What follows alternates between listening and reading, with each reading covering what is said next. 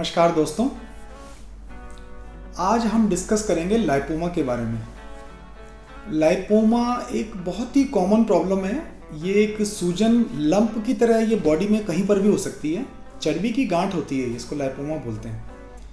तो हम आज समझते हैं कि इसका क्या ट्रीटमेंट होता है, कैसे पता लगता है कि हमें लाइपोमा है और हम क्या क्या करा सकते हैं इसके लिए। तो देखिए, ये आपको कैसे पता लगेगी कि आपको लाइपोमा है। आपके शरीर में कहीं पर भी ना छोटी सी गांठ सी बनने लग जाएगी जो कि दिखने लग जाएगी। ज़्यादातर ये फेस, हेड एंड नेक में हो सकती है, सिर पे हो सकती है, फेस पे हो सकती है, नेक में हो सकती है, लेकिन अदरवाइज ये बॉडी के किसी भी पार्ट में लाइपोमास बन सकते हैं। ये बनते क्यों हैं? देखिए, हमारी बॉडी में फैट होता है, तो फैट जो है हमारा जनरली सुपरफिशियल जो स्किन होती है ना, स्किन के जस्ट नीचे चर्बी होती है ना। चर्बी इसलिए होती है कि टिश्यू ग्लाइड कर सके, उनके बीच में खून की वेसल्स होती हैं, नर्व्स होते हैं और भी लिम्फेटिक्स होती हैं, उन सब के लिए जगह बन सके, इजीली कुशनिंग मिलती रहे बॉडी को। इसीलिए फैट बना है, बॉडी को कंटूर मिले। तो ये फैट डीप फैट होता है, एक सुपरफिशियल फैट होता है। तो जो ये फैट है, इसी में ही ये एक तरह के बेनाइन ट्यूमर्स होते हैं। तो ट्यूमर्स, उनके डरने की ज़रूरत नहीं है। बेनाइन ट्यूमर का मतलब ये होता है कि ट्यूमर्स तो हैं, ग्रोथ्स हैं, लेकिन ये बिनाइन है, ये कैंसरस नहीं है, नॉन कैंसरस चीज़ें हैं ये, है ना। तो ये नॉन कैंसरस फैट सेल्स का एक गठान होती है जो धीरे धीरे बढ़ती रहती है। आपकी बॉडी को कोई दिक्कत अदरवाइज देती नहीं है, लेकिन चूंकि गांठ बन जाती है, स्वेलिंग हो जाती है, तो देखने में अच्छी नहीं लगती। तो ये कहीं भी हो सकती है। फेस पे होती है तो भी ज़्यादा खराब लगती है, क्योंकि एकदम देखने में आ जाती है कि हाँ, जनरली फॉरहेड पे आप देखेंगे तो यहाँ पे गांठ सी दिखती है, अच्छा नहीं दिखता। कहीं पर भी हो सकती है, फेस में, नेक में, पीछे हो सकती है, नेक में, स्कैल्प में, सिर में हो सकती है, ये है ना। क्योंकि चर्बी हमारी पूरी बॉडी में हर जगह है, तो उसी हिसाब से ये गठान भी कहीं भी बन सकती है। तो अब इसमें आज जो मैं मेनली बता रहा हूँ आपको, ये मैं फेस का बता रहा हूँ, है ना।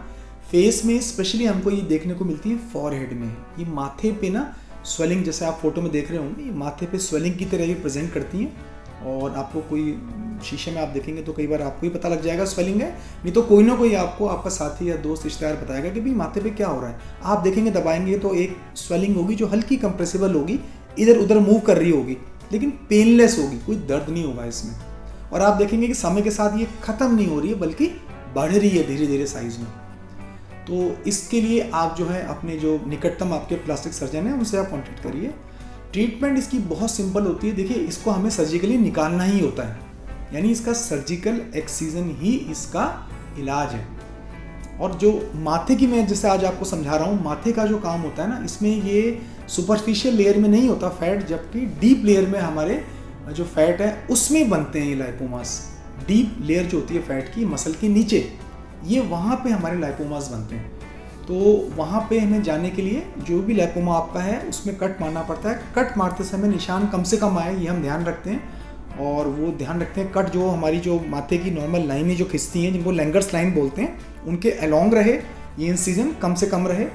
और लेकिन हमें पूरा लाइपोमा भी निकालना होता है, छोड़ना नहीं है लाइपोमा का कोई भी पार्ट। हमने अगर थोड़ा भी पार्ट लाइपोमा का हमने छोड़ दिया तो ये रीग्रो हो जाएंगे, तो दोबारा बढ़ सकते हैं ये, तो ये ध्यान देना पड़ता है।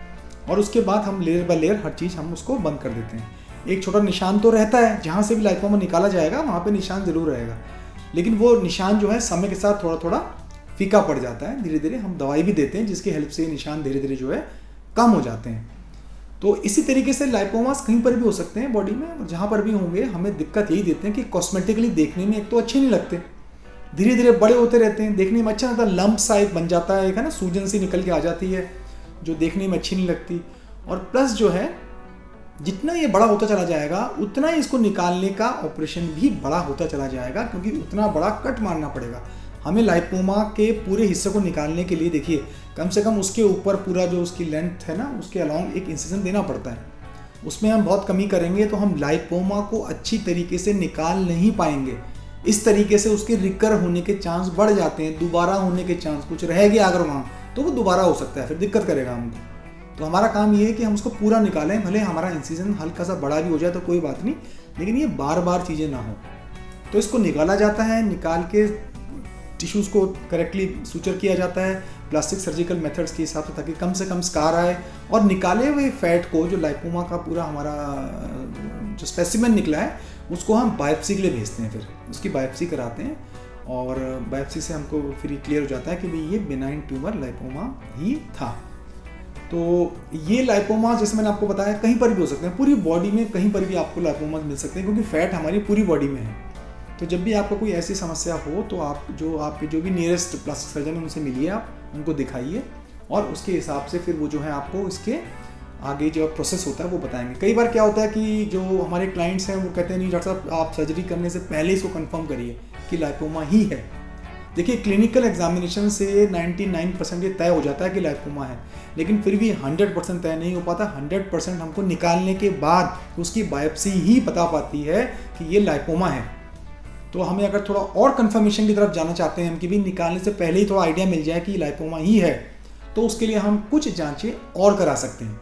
इसमें एक फाइन नीडल एस्पिरेशन साइटोलॉजी, जिसमें पतली सी नीडल सुई होती है और उस सुई को हम उस सूजन में डालते हैं और निकाल लेते हैं। वो खोखली होती है अंदर से, तो उसके अंदर उस सूजन का कुछ पार्ट निकल के आ जाता है। उसको फिर हम स्लाइड में निकाल के माइक्रोस्कोप में देख के पता लगाते हैं कि कौन सी सेल्स हैं उसके अंदर, यानी अगर फैटी सेल्स कुछ निकलता है तो पता लग जाता है कि लाइपोमा है। और कंफर्म करना है तो हम कोई रेडियोलॉजिकल इमेजिंग टेक्निक यूज़ कर सकते हैं, अल्ट्रासाउंड यूज़ कर सकते हैं, एमआरआईज भी किए जा सकती है अगर बड़े लाइपोमास हैं तो उनको निकालने से पहले। तो ये चीज़ करके भी हम देख सकते हैं कि भाई ये लाइपोमा ही है। और अल्टीमेटली इसका जो सोल्यूशन है वो जनरली छोटे लाइपोमास हैं तो हमको वो करना पड़ता है। अब अगर मान लीजिए बहुत बड़ा लाइपोमा है, जैसे कई बार बहुत बड़े लाइपोमास होते हैं बैक में या कहीं और काफ़ी बड़ा साइज का है, तो उस कंडीशन में हम लाइपोसक्शन की तकनीक से भी इनको निकाल सकते हैं। देखिए छोटे लाइपोमा को लाइपोसक्शन से नहीं निकाला जा सकता, वो बहुत छोटा होता है और जो हमारा कैनुला है उससे सक नहीं हो पाएगा। वो बेटर होता है कि सर्जिकल ही निकाला जाए। लेकिन जो बड़े बड़े लाइपोमा होते हैं बैक में, अक्सर आपको बहुत बड़े बड़े लाइपोमा नेक में पीछे मिलते हैं, उनमें हम लाइपोसक्शन की हेल्प से भी उनको निकाल सकते हैं। उसमें कम से कम इंसिजन लगता है और हमारा जो फैट है वो भी सारा का सारा लगभग निकल जाता है। तो ये एक ढंग हो सकता है, ये एक और ढंग हो सकता है निकालने का अगर हमारा लाइपोमा का साइज बड़ा है तो।